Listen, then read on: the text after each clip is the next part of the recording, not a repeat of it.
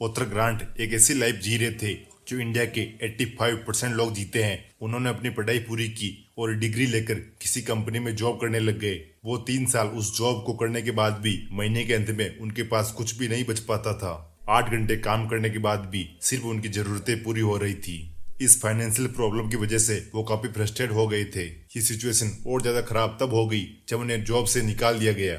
इसके बाद उनको अपने पेरेंट्स के साथ रहना पड़ा। वैसे तो हम सभी अपने पेरेंट्स के साथ ही रहते हैं, पर अमेरिका में इस तरह का कल्चर नहीं है। वहाँ का कल्चर थोड़ा अलग है। वहाँ पर अगर लड़का कमाने लायक हो जाता है तो खुद ही अकेले ही कमाता है और अकेला ही रहता है। पर ऑथर को ना चाहते हुए भी अपने पेरेंट्स के साथ रहना पड़ रहा था। वो मजबूर थे और कुछ नहीं कर पा रहे थे। उनके बैंक अकाउंट में भी $2 थे।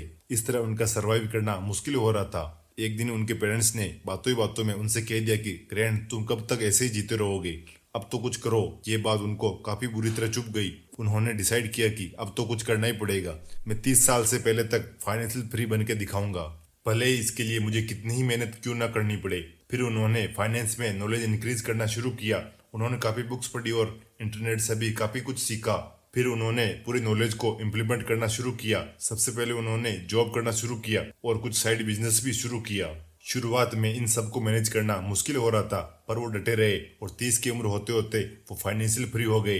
अब उनके बैंक अकाउंट में $1 मिलियन थे, पर ये इतना आसान नहीं था। उन्होंने अपनी इस पूरी जर्नी पर एक बुक लिखी और इसमें उन्होंने बताया कि कैसे उन्होंने 30 की उम्र से पहले फाइनेंशियल फ्रीडम हासिल किया, क्या क्या प्रॉब्लम उन्होंने फेस की और किन किन सिचुएशन से होकर गुजरना पड़ा।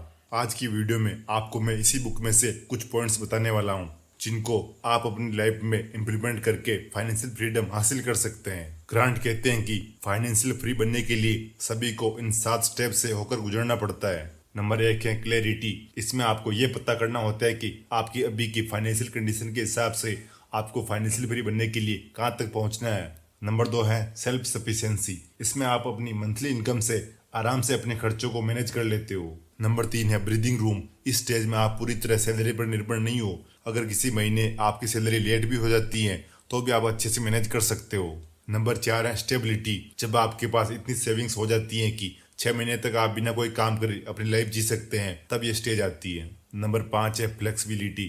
यहाँ पर आप दुनिया के चुनिंदा लोगों में शामिल हो जाते हो। यहाँ पर आपके ऊपर कोई लोन भी नहीं है और आप 1 साल का एक्सपेंसेस इन्वेस्ट कर चुके होते हैं। ये इन्वेस्टमेंट टाइम के साथ साथ ग्रो होती रहती है। नंबर 6 है फाइनेंशियली इंडिपेंडेंट। ये वो स्टेज है जहाँ पर आप एक शानदार लाइफ जी सकते हैं और आप अपनी लाइफ में जो चाहे वो कर सकते हैं। आप अपने दोस्तों के साथ गोवा जा सकते हैं, आप अपनी फैमिली के साथ पिकनिक पर जा सकते हैं। मतलब आप बिना काम करे अपनी इन्वेस्टमेंट से अपने खर्चे मैनेज कर सकते हैं। नंबर 7 है एम्बुडेंस ऑफ मनी। यहाँ पर आप इतने अमीर हो जाते हैं कि आपको पैसे कमाने के बारे में सोचना भी ना पड़े और आपकी आने वाली पीढ़ी भी एक शानदार लाइफ जी पाए। यहाँ पर सवाल यह है कि हम कैसे स्टेप बाय स्टेप इनको अचीव कर सके। इसके लिए मैं आपके साथ ऐसे कुछ पॉइंट शेयर करने वाला हूँ जो आपकी स्टेप बाय स्टेप हेल्प करेंगे इन स्टेजेस को पार करने में और कम टाइम में फाइनेंशियल फ्री बनने में। तो इन सारे स्टेप्स को ध्यान से समझना, क्योंकि हो सकता है यहाँ से आपको कोई नया रास्ता मिल जाए।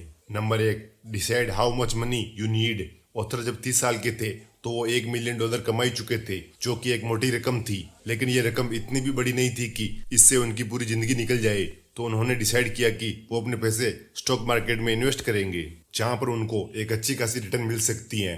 जब उन्होंने $1 मिलियन इन्वेस्ट किया तो उन्हें 8% का रिटर्न मिल रहा था। इस हिसाब से उनको $80,000 हर साल मिल रहे थे, जिससे वो आराम से अपनी लाइफ जी सकते थे और वो हमेशा अपनी जरूरत के हिसाब से खर्च करते थे। और वो $80,000 में से $40,000 खर्च करते थे और बाकी के $40,000 वापस स्टॉक में इन्वेस्ट कर देते थे, जिससे उनके इन्वेस्ट के साथ साथ रिटर्न भी ग्रो कर रहा था। अब ये देखते हैं कि आप इस फॉर्मूले को कैसे यूज कर सकते हैं। आपको फाइनेंशियल फ्री बनने के लिए कितने अमाउंट की जरूरत है। आपको अपने पूरे साल के खर्चों को कैलकुलेट करना होगा, उसके बाद उसको 25 से मल्टीप्लाई करना होगा। मान लेते हैं आपके पूरे साल का खर्च 3 लाख रुपए है। 3 लाख इंटू 25 बराबर 75 लाख। मतलब आपको फाइनेंशियल फ्री बनने के लिए 75 लाख रुपए चाहिए, जिसको आप स्टॉक्स में इन्वेस्ट करके 3 लाख रुपए आराम से कमा सकते हैं बिना किसी मेहनत के। स्टॉक मार्केट से आपको कम से कम 8% का रिटर्न मिल ही जाएगा। Number 2, calculate your net worth. Author के हिसाब से पैसा कमाने के साथ आपको ये पता होना चाहिए कि आपकी नेटवर्थ कितनी है। ये हर किसी की सेम नहीं होती सैलरी की तरह। अपनी नेटवर्थ को कैलकुलेट करने के लिए फॉर्मूला है total assets minus total liabilities बराबर नेटवर्थ। एसेट्स मतलब वो चीजें जो आपके लिए कुछ वैल्यू ऐड कर रही हो, यानी आपकी property, gold, income, bank balance, liabilities मतलब आपके एक्सपेंसेज, लोन, ईएमआई, इन सबको जोड़ने के बाद आपको टोटल एसेट्स में से घटाना होगा। जो बचेगा वो आपकी नेटवर्थ है। ऑथर कहते हैं कि ये कैलकुलेशन हमारे लिए बेहद जरूरी है, क्योंकि इसका पता होने के बाद आप लाइबिलिटीज को घटा और एसेट्स को बढ़ा सकते हैं। इसीलिए हर महीने आपको ये कैलकुलेट करना जरूरी है, जिससे आपको पता चलेगा कि आप फाइनेंशियल फ्रीडम के कितने करीब हैं। Number 3, value your time. Author जब फाइनेंशियल ट्रबल फेस कर रहे थे तब उन्होंने देखा कि कभी कभी वो कुछ ऐसी चीजें खरीद रहे थे जिससे उनकी 2/3 सैलरी खर्च हो जाती थी और महीने के अंत तक उनकी पूरी सैलरी खत्म हो जाती थी। कहीं ये गलती हम ना कर दे, इसीलिए ऑथर कहते हैं कि अगर आप ऐसा कोई प्रोडक्ट खरीदते हैं तो आपको ये ध्यान रखना चाहिए कि इस प्रोडक्ट को खरीदने में आपकी कितने दिनों की सैलरी लगेगी। अगर आपकी सैलरी 25,000 रुपए है और आप 60,000 रुपए की टीवी खरीद रहे हैं तो इसमें आपकी 2 महीने से भी ज्यादा की सैलरी लगेगी, जिसको वापस कमाने के लिए आपको 72 डेज और काम करना पड़ेगा।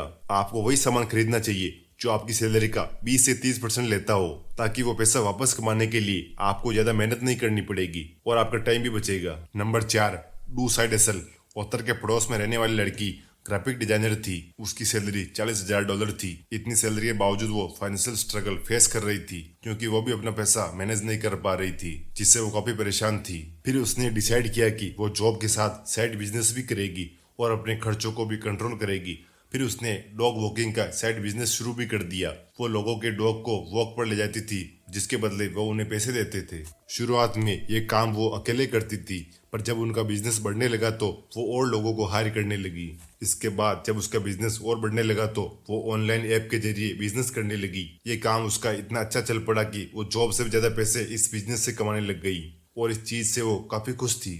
इसीलिए ऑथर कहते हैं कि अगर आपने ठान लिया कि आपको कम उम्र में फाइनेंशियल फ्री होना है तो आपको जॉब के साथ साथ साइड बिजनेस भी शुरू करना होगा।